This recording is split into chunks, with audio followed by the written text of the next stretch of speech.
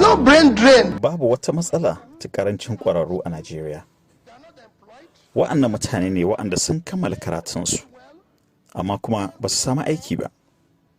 Wa'anda kuma suka samu aikin, ba a ba su wani albashi mai tsoka. Don haka suna neman inda za su samu albashi mai tsoka domin su yi rayuwa mai kyau. Amma gashi hamma wai mataki ake nema domin a hana ƙwararrun mu fita waje.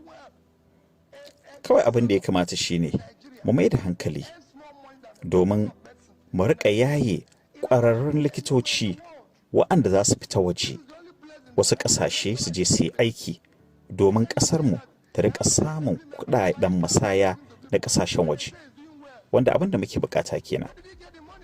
Su kuma waɗanda ke gida ba su fita waje ba, a riƙa kulawa da su, a ba su albashi mai tsoka.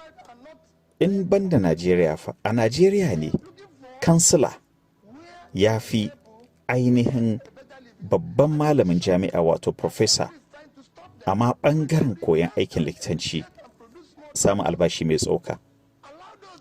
In banda Najeriya, a duk duniyan nan babu wata ƙasa inda ake yin haka. Najeriya ita kaɗai ce ƙasa wadda za ka ga cewa malami na babban makaranta ta gaba da sakandare ba a biyan shi wani abu mai tsoka, amma kuma sai ka ji cewa dan majalisar tarayya yana siyan motoci yana ba mutane kyauta, hamma ana jinjina mai kan cewa yana abu mai kyau, yana kokari. Ina ya samo kuɗin da yake wannan aikace-aikace? Ina ya samo kuɗi waɗanda yake wannan kyauta da su? So don haka al'amura ba su daidaita a ƙasar nan ba.